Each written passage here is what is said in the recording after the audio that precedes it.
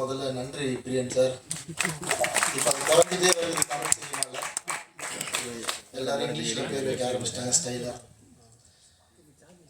நிறைய இந்த மாதிரி சொல்கிறப்பவே பவர்ஃபுல்லாக இருக்க தமிழ் பேர்கள் இருக்குது, தேடி வைங்க. இயக்குநர்கள் கிட்ட நான் ஒரு கோரிக்கையாக வச்சுக்கிறேன் இந்த நேரத்தில்.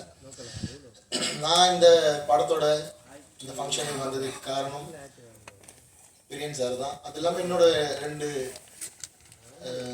அசோசியேட்ஸ் இருக்காங்க. என்னோட பிஆர்ஓ புவன் ஃபோன் பண்ணி, அண்ணா நீ வந்தே ஆகணும், பிரியன் சார் உனக்காக வெயிட் பண்ணுறாரு அப்படின்னு இவர் சொல்லிட்டாரு. புவன் சொன்னால் எதுவும் மறுக்கிறது இல்லை. ஸோ புவனுக்காகவும் பிரியன் சாருக்காகவும் and Murugan sir MRT music எனக்கு திரௌபதியும் பகாசுரனும் அவர் தான் பண்ணி கரெக்டாக போய் சேர்த்தாரு மக்கள்கிட்ட. அதனால நீங்களும் கவலைப்பட வேணாம், அவர் போய் சேர்த்துருவார் அந்த ஆடியோவை கரெக்டாக.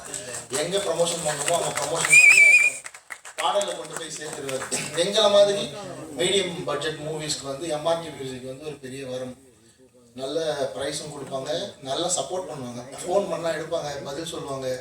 தொடர்ந்து வாட்ஸ்அப் குரூப்பில் நம்ம டச்லேயே இருக்கலாம் அந்த ப்ரமோஷன் சம்மந்தமாக. மற்ற ஆடியோ கம்பெனிகளில் அது கஷ்டம். இந்த மாதிரி பட்ஜெட் படங்களுக்கு எடுக்க மாட்டாங்க ஃபோன். ரெண்டாவது, ஒரு படம் எடுக்கிறது எவ்வளோ கஷ்டம் அப்படின்னு எல்லாரும் சொல்லியிருந்தாங்க. உண்மையிலேயே கஷ்டமான விஷயம்தான். சந்தோஷம் ஒரு க்ரௌட் ஃபண்டிங் படம், தமிழ் சினிமாவோட 2வது க்ரௌட் ஃபண்டிங் படம் ஆடியோ லான்ச் வரைக்கும் வந்திருக்கு. நிறைய பேர் ட்ரை பண்ணுறாங்க. ஃபஸ்ட்டு என் படம் வந்ததுல எனக்கு ரொம்ப பெருமை. இது 2வது படம் ஆடியோ லான்ச் வரைக்கும் வந்துருச்சு. வர வெள்ளிக்கிழமையும் சார் ஒரு ரெக்வஸ்ட், இது அது இந்த சமயத்தில் கன்னியாகுமரி, திருநெல்வேலி, தென்காசி, தூத்துக்குடி, அந்த பக்கம் நாகர்கோவில் பக்கம்லாம் மழை அதிகமாக இருக்குது. ரொம்ப முக்கியமான ஏரியா மதுரையும் திருநெல்வேலி. ஸோ திருச்சி பக்கமும் கொஞ்சம் மழை இருக்குன்னு கேள்விப்பட்டேன். ஸோ 3 ஏரியா முக்கியமான ஏரியா மழை இருக்குது. ஸோ அதை பார்த்துட்டு இந்த வெள்ளிக்கிழமை சொல்லிட்டு முடிவெடுங்க. முடியலன்னா கொஞ்சம் ஒரு வாரம் தள்ளி வாங்க. ஏன்னா நீங்கள் இத்தனை பேரோட உழைப்பு இருக்குது, இத்தனை தமிழ் ஆர்வலர்களோட உழைப்பு இந்த படத்துக்குள்ளே இருக்குது. இது மக்கள்கிட்ட போய் சேரணும். இது ஒரு நல்ல டைம் கூட எடுத்துக்கலாம் நீங்கள் இந்த வாரம் அப்படி மிஸ் பண்ணீங்கன்னா. ஏன்னா முழுக்க தமிழ் ஆர்வலர்கள் எல்லாம் இணைஞ்சிருக்கீங்க. இங்கே வந்து உட்கார்ந்தப்ப தான் அது வந்து இன்னும் டீட்டெயிலாக தெரியுது. நான் பிரியன் சார் எனக்கு சொன்னது ஒரு 10 பேர் சேர்ந்து படம் எடுத்துருக்கோம் அப்படின்னு தான் சொன்னார். ஸோ 10மே பாடலாசிரியர்கள், அதுவும் அவர்கிட்ட வந்து பயிற்சி பெற்றவர்கள்.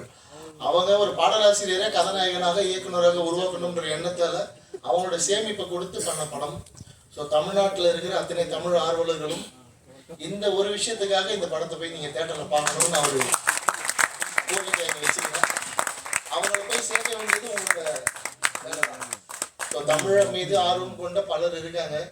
ஸோ இவங்கெல்லாம் சேர்ந்து எடுத்த படம்னு சொல்லுங்கள். கண்டிப்பாக டிக்கெட் கொடுத்து உங்களுக்காக ஒரு தடவை போய் பார்ப்பாங்க. அதை தாண்டி நான் இந்த படத்தோட ஃபர்ஸ்ட் வெர்ஷன் பார்த்துட்டேன். இப்போ ரீசெண்டாக இந்த வெர்ஷன் நான் பார்க்கல. பிரியன் சார் வந்து என்னை கூப்பிட்டு நீங்கள் இந்த படம் பார்த்தே ஆகணும் அப்படி சொல்லி நான் வந்து போய் பார்த்தேன். ரொம்ப நல்லா ஒரு ஃபஸ்ட் டைம் டைரக்ஷன் பண்ணுற மாதிரி அப்படிலாம் இல்லை. ஏன்னா பிரியன் சாருக்கு சினிமா புதுசு இல்லை, அவருக்கு எல்லாமே தெரியும். இருந்தாலும் ஒரு இயக்குனராக கதாநாயகனாக இருக்கிறப்ப அது ரொம்ப சிரமமான விஷயம். நம்ம மானிட்டர் பார்க்க முடியாது, நடிச்சுட்டு தான் போய் மானிட்டர் செக் பண்ணணும், டபுள் வேலை அது. அப்படி இருந்தாலும் ஒரு தரமான கதையை தேர்ந்தெடுத்திருக்காரு. பர்ஃபார்மன்ஸில், அவங்களோட லொக்கேஷனில், பட்ஜெட்டில் எங்கேயோ சின்ன சின்ன தவறுகள் இருக்கலாம். ஆனால் நல்ல கதை, நல்ல திரைக்கதையை தேர்ந்தெடுத்திருக்காரு. அதில் கண்டிப்பாக அந்த படம் ஜெயிக்கும், நிற்கும். ரொம்ப நல்ல சஸ்பென்ஸ் த்ரில்லர். இந்த படத்தில் வந்து இவர் கேரக்டர் நல்லவரா கெட்டவரா, அந்த வீட்டை சுற்றி நடக்கிற அமானுஷ்யங்கள் உண்மையில அமானுஷ்யமா அமானுஷ்யம் இல்லையா, இந்த மாதிரி நெகட்டிவ் பாசிட்டிவ்னு மாறி மாறி அந்த டைமென்ஷனில் தான் போவோம் ஸ்க்ரீன் பிளே. அது தமிழ் தெரிந்த புலவர்களுக்கே உண்டான திறமை போல அவ்வளோ அருமையாக எழுதியிருக்காரு அந்த விஷயங்கள்லாம். ஸோ இந்த படத்தில் வந்து ஒரு நெகட்டிவாக பாசிட்டிவாக அப்படின்னு ஸ்க்ரீனில் பார்த்து தெரிஞ்சுக்கோங்க. அது ஃபர்ஸ்ட் ஹாஃபில் ஒரு மாதிரி இருப்பார், செகண்ட் ஹாஃபில் ஒரு மாதிரி இருப்பார். ஸோ இந்த நெகட்டிவ் பாசிட்டிவ்னு பேசுகிறப்ப இப்போது இந்த மேடையை பயன்படுத்தி இப்போ போன வாரம் வெளியே இருக்க இந்த கூசு முனுசாமி வீரப்பன் என்ற வெப் சீரிஸை வந்து நான் இந்த டைமில் பாராட்டுறேன். ஜி ஸ்டுடியோவுக்கு ரொம்ப நன்றி. அண்ட் அந்த டைரக்டர் ஷரத்துக்கும் ரொம்ப நன்றி. ஒரு தரமான படைப்பை வந்து வெளியிட்டிருக்காங்க. ஸோ இவ்வளோ நாளாக கம்ப்ளீட்டாக நெகட்டிவாகவே தெரிஞ்ச வீரப்பன் அப்படின்ற ஒரு மனுஷன் இன்னைக்கு மக்கள் மத்தியில் ஓரளவுக்கு பாசிட்டிவாக போய் சேர்ந்துருக்காரு. ஆல்ரெடி வட தமிழ்நாட்டில் ஒரு ஹீரோ தான். ஆனால் இன்றைக்கி மொத்த தமிழ்நாடு முழுக்க, உலகம் முழுக்க சார் வந்து ஒரு ஹீரோ மாதிரி ப்ரொஜெக்ஷன் ஆகிட்டு இருக்கு. நிறைய மாற்று கருத்துக்கள் அந்த வெப் சீரிஸில் இருந்தாலும் அவர் என்ன காரணத்துக்காக அந்த வீரப்பன் அப்படின்ற அந்த அவதாரம் எடுத்தார், எந்த வயசுலேருந்து அவர் அந்த காட்டுக்குள்ளே போய் அங்கே இருக்க மக்களுக்காக சண்டை போடலாம் அப்படின்னு முடிவெடுத்தார் அப்படின்னு ரொம்ப நல்ல ரொம்ப அருமையான கண்டென்ட் அமைஞ்சிருக்கு. ஒரு சினிமா நினச்சா எவ்வளோ பெரிய நல்லவனையும் கெட்டவனை மாற்றும். உண்மையாக சொல்கிறேன், ரியல் லைஃப் இன்சிடென்ட் எவ்வளோ பெரிய நல்லவனையும் கெட்டவனாக காட்டும், எவ்வளோ பெரிய கெட்டவனையும் ஹீரோவாக மாற்றும். அது வந்து சினிமாவுக்கு அந்த பவர் இருக்குது, எழுத்துக்கு அந்த பவர் இருக்குது. ஸோ வீரப்பன் அவர்களுடைய இன்னைக்கு வரலாறு மக்கள் மத்தியில் ஒரு ஹீரோவாக மாறிட்டு இருக்காரு. இன்னும் அந்த டாக்குமெண்ட்ரி வந்து அவர் கிரிமினல், தீவிரவாதி, வில்லன், கொலைகாரன் அப்படின்னு தான் முடியுது. அதுதான் உண்மையும் கூட. பட் என்ன ரீசனுக்காக அவர் அதெல்லாம் பண்ணார், அவருக்கு எந்த கோபம் என்ன இந்த சமூகத்தின் மேலே அப்படின்றது வந்து இன்னைக்கு தான் மக்களுக்கு தெரிஞ்சிருக்கு பல வருஷம் கழிச்சு.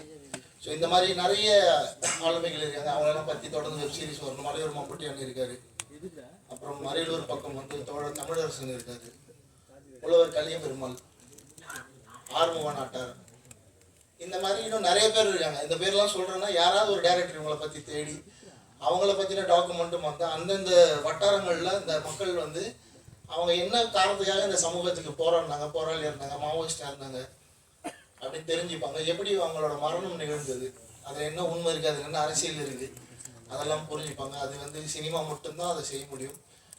என்னதான் பத்திரிகை, மீடியா அதெல்லாம் நியூஸ் வந்தாலும் திரைச்சித்திரமாக பார்க்குறப்ப அது பெருசாக போய் மக்கள்கிட்ட ஒரு பெரிய பாதிப்பு ஏற்படுத்தும். ஸோ அந்த வகையில் அந்த கூஸ் முனுசாமி வீரப்பன் தொடரை எடுத்த அத்தனை பேருக்கு என்னுடைய மனமார்ந்த நன்றி. அந்த மேடையில் நெக்ஸ்ட் நம்ம திரும்பி ஆரம்பக்குள்ள வந்துடும். ரொம்ப சந்தோஷமான தருணம். ஒரு அநேகமாக ஸ்னேகன் சார், பா விஜய் சாருக்கு அப்புறம் நீங்கள் ஹீரோ இருக்கீங்க இல்லையா, ஒரு பாடலாசிரியர், வேறு யாரும் இல்லை. ஸோ அதுலேயே ஒரு முக்கியமான இடம் இந்த முதல் 3 அதுக்குள்ள வரதெல்லாம் ரொம்ப சூப்பர். கண்ணதாசன் சார் மேலே ரொம்ப மதிப்பு, வாலி சார் மேலே ரொம்ப அன்பு கொண்டவர் பிரியன் சார். ஸோ கண்ணதாசன் சார் மாதிரி ப்ரொடக்ஷன் பில்லையும் வந்துட்டார். அதுவும் ஒரு படத்தில் ப்ரொடியூசராக, ஹீரோவாக, டைரக்டராக பெரிய அவதாரம் தான் இது, பெரிய பொறுப்பு இருக்குது. அவரை நம்பி ஃபன் பண்ணவங்கெல்லாம் சப்போர்ட் பண்ணுங்கள். நல்லது கெட்டது எது வந்தாலும் கூட இருங்க கடைசி வரைக்கும். இது தொடக்கம் தான். அவர் உருவாக்கிய மாணவர்கள் நிச்சயமாக அவரை திருப்பி தாங்கி பிடிப்பாங்க. அது எந்த மாற்றம் இல்லை. எனக்கு தெரியும், நான் சொல்லியிருக்கேன் 2 ஆண்டுகள் நான் கலந்துருக்கேன் பயிற்சி பண்ணுறதுல. ஸோ ரொம்ப புது முயற்சி, புது விஷயம், எதுவுமே ஒரு முயற்சி தான். ஸோ நீங்களாம் அவருக்கு வந்து சப்போர்ட் பண்ணணும். ஹீரோயின் ரொம்ப நல்லா இருக்காங்க ஃப்ரேமில், விஷுவலில் பார்க்க. நான் புது ஹீரோயின் நினைக்கல, இப்போ தான் சொல்லி தான் தெரியும் அவங்க ஃபஸ்ட் படம் பண்ணுறாங்க. ரொம்ப நல்லா பர்ஃபார்ம் பண்ணியிருக்காங்க, சூப்பராக இருக்காங்க விஷுவலாக ஸ்க்ரீனில் பார்க்க. அண்டு படத்தை ரிலீஸ் பண்ணுறதுக்கு ஒரு மனுஷன் வந்திருக்காரு. அது இந்த காலகட்டத்தில் அதுக்கே தனியாக நீங்கள் அவருக்கு ஒரு கைத்தட்டல் கொடுக்கலாம். நிஜமாகவே ஒரு பெரிய விஷயம் அது. ஒரு கம்பெனி ஒரு படத்தை வந்து நாங்கள் ரிலீஸ் பண்ணுறோம் இந்த சிச்சுவேஷனில், ரொம்ப பெரிய விஷயம் அது. ஸோ அவருக்காக தான் நான் அதை சொன்னேன். இந்த வெள்ளிக்கிழமை அதுவும் தப்பாக எடுத்துக்க வேண்டாம், மழை நேரத்தில் ரிலீஸ் பண்ணால் அந்த ஒரு ஏரியாவிலேருந்து வர ஒரு 10 லட்சம் மிஸ் ஆனால் கூட 3 ஏரியாவிலேருந்து நமக்கு 30 லட்சம் ரூபாய் அடியும். ஸோ அவரோட சைட்லேருந்து தான் நான் அதை சொன்னேன். ஸோ நல்லது கெட்டதெல்லாம் நீங்கள் அதை யோசித்து நல்ல முடிவு எடுங்க. இந்த வாரம் இல்லைன்னா அடுத்த வாரம் வந்தாலும் நிச்சயமாக இந்த படம் மக்கள் மத்தியில் பெரிய பேர் வாங்கணும். ஸோ அதுக்கு நீங்களாம் உதவணும். தமிழ் மீது பற்று கொண்டவர்கள், இந்த தமிழ் மீது ஆர்வம் கொண்ட கூட்டணிக்கு ஆதரவு கொடுக்கணும்னு வேண்டிக்கிறேன். தேங்க்யூ.